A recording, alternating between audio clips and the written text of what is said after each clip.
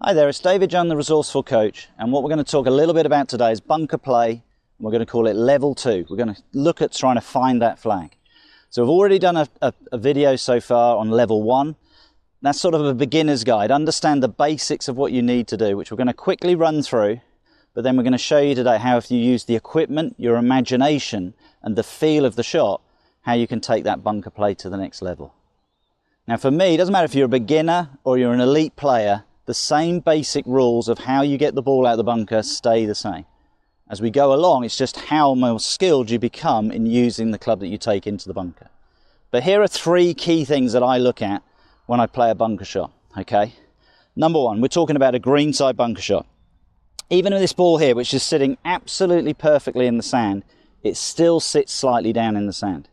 So mentally, what I want you to think of is you're always going to play a shot. We've got a shot here, maybe about 40 foot of green to play with, but I can't pick that off the surface consistently, cleanly, so I have to hit the sand behind it.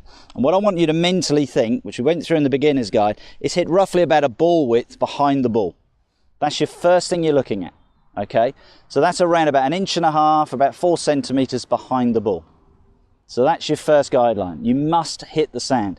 This will give you a chance to get consistent shots. That's what we're looking for.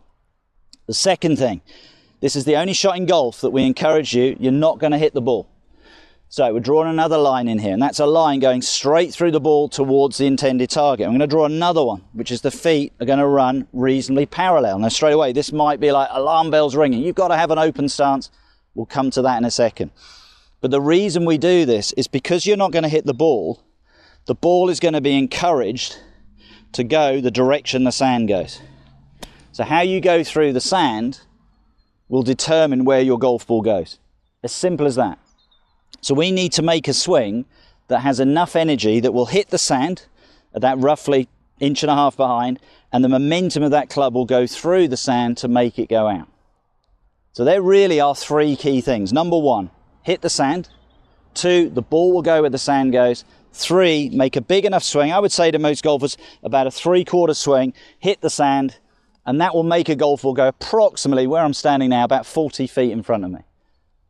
But what we're going to now develop is feel. We're going to develop the understanding of how the club works to make it easy to get control when you are playing bunker shots to a flag. Okay? And that's the goal of today. That's what we're going to look at. So the first thing I'm going to talk about is the club itself. Now, when I started playing golf, you only really had pitching wedges and sand wedges. So when we went into a bunker, you only had a club of around about 55, 56 degrees. And for most of you, that's a good club. That will work. But it is a little bit now, when you go into a pro shop, it's a bit like an Aladdin's cave, because you can go in there and you can buy 58, 60, 62, 64. And what I would say to you, if you are somebody with what I'm going to go through today, which is encouraging you to open the face up, and that looks a little bit strange to you and you find that quite hard to get your head round, go and buy a slightly more lofted wedge. Go and buy a 60 degree, and straight away that will help you to get out of the bunker, okay? But as I said, we want to create control today, so we're going to understand how to use the sand iron better so you get better results. Now, I've talked about this in other videos. We use an expression in golf, what we call the bounce of the club. And that's the soul of the club, and the difference between, what is the bounce? The bounce is the difference between what we call the leading edge of the club here and this part of the club here. And it's that amount of degrees that you've got there, okay? And that varies from club to club. Anything between probably 6 degrees up to about 16.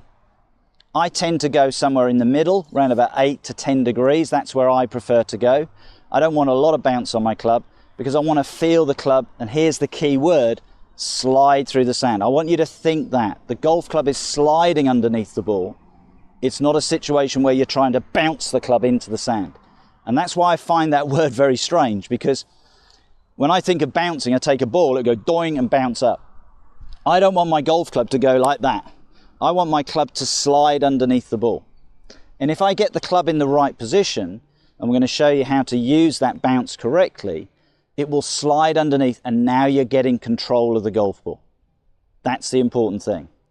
So I want you to think about, if you've ever played tennis or table tennis, what you would do with a tennis racket, if my hand is the table tennis bat and you're going to hit just a forehand, you've got the full face of the bat. But if you now want to hit a bit more of a slicing shot, you would do that. Now, I've never come across any table tennis player who then, as they go to hit the ball, is worried that they're going to hit the ball with the front of the bat. They just think about sliding underneath. Okay, and same with a tennis shot. But golfers are amazing, because what happens is, as soon as you say to them, look, dial that club open a little bit, they're now worried they're going to hit the blade in the middle of the ball. No, we're going to slide underneath the ball. We're going to imagine that club sliding underneath to give you the desired result that we want. That's the important thing, and that's why your imagination is so important. Now, what we're looking to do is we want that club to do its job nicely through the ball. That's what we're looking for. So here's our first thing we're going to talk about with the club, is if I have the club neutrally there, that's what I call the 12 o'clock position. What I'm going to do now when I set up to the shot is I'm going to dial the club open to what I call 1 o'clock.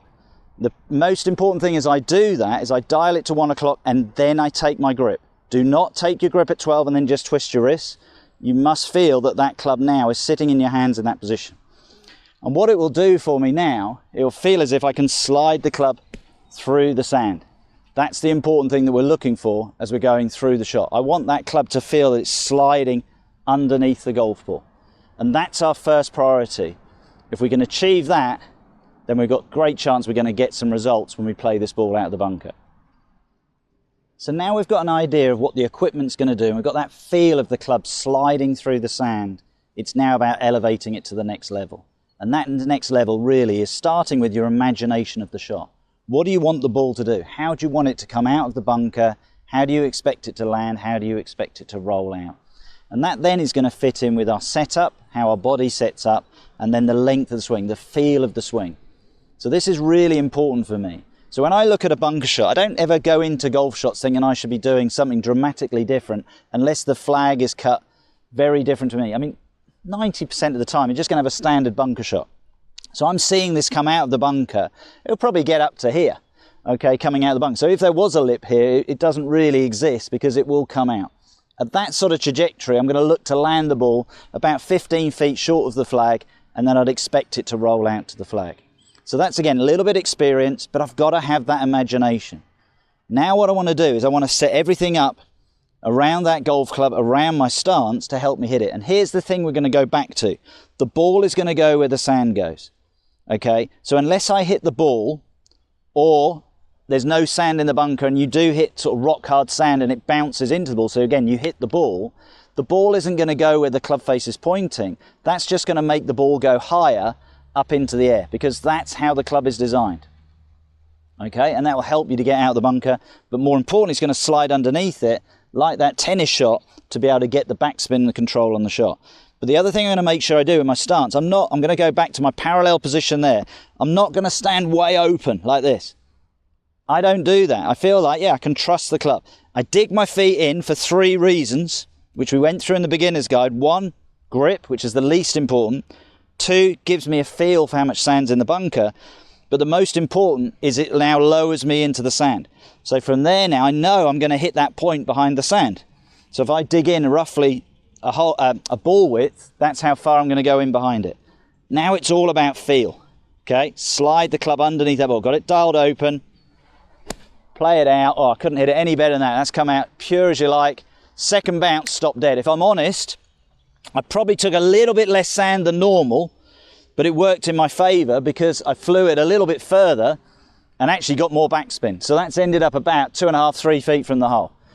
Going to take that all day long. But this is now the excitement. It's the feel of that swing. It's the fun of sensing that club going through the sand to get the same feeling again. And I love bunker shots because there's nothing more satisfying than playing a really well played bunker shot. So again, you go into the bunker looking forward to doing it, you're probably going to execute it pretty well. So dial the club open. I'm thinking of that point behind the ball. So I dig my feet into the sand. I'm probably only 3 or 4 degrees open with my stance. Hopefully you can see that on camera. I'm not way over here. There. And that point now is just to feel the same thing again. Commit to that swing. Through. Now that's interesting because that one I've hit a little bit more sand. But because I haven't got so much backspin, it's rolled out. I'm about 10 feet away. And this is the important thing to understand. If you're playing a bunker shot, if you probably watch the tour players, greenside bunker shots, they average going in about 6 a tournament, about 1.5 a round. The best player that week, the guy who wins the tournament, probably get up and down 5 out of 6 times. But if you know you can get down in 3 in the worst case scenario, you're going to be a good bunker player. You can gain so much on your playing partners. So let's see if we can do it again. So dial the club open, feel the shot, imagine the shot, digging my feet. As I'm digging in, I'm sensing the sand, I'm sensing the feel of the shot. Where that last one's ended up, about 10 feet short, so I'd love to land this one on top. Yeah, really happy with that. Run out a little bit, probably about 6-7 feet from the hole. So you can see there, and as you get the confidence, you start to find then your swing becomes a little bit more flowing, a little bit more freedom. It's like anything in golf. When you get the confidence, it's amazing what you start to do. So let's do a little recap on today's lesson, okay? Understand your equipment. Understand when you dial that club open to 1 o'clock, you expose the bounce, you allow it to slide through the sand. If you have it more square, there's a chance it will dig in. But if you are that player just happy to get it out, that will work, okay? Go and look at the beginner's guide. I keep mentioning it, but please go and look at that. If you're getting a little bit more confident, dial that club open, then take your grip. Remember, the ball is going to go where the sand goes. That's the important thing to understand. So if you're practicing, draw arrows in the sand. You can see with my stance, I'm not way open, pretty neutral. As I said, I'm probably about 5 degrees open, that's it. From there, commit to the shot, 3/4 swing. And that one's come out, that's the best of the lot. It's ended up about 2.5 feet from the hole again. So really happy with those shots. But it's interesting, for me, I'm getting quite excited doing this because I'm hitting good shots. So I just want to practice and play it now. And I might do that after I finish this video. Go and practice a bit more, make my bunker play better. But if you can work on those points, firstly, understand your equipment. Secondly, visualize that shot. Third, get a setup that fits that shot. And now make the swing to do it, and you'll start to get much more consistent results out of the bunker. If you're already a reasonable player, you'll fly along with this. You will get so much consistency out of the bunker and have a lot more fun. If you've enjoyed today's video, please subscribe to the channel, and I look forward to seeing you soon.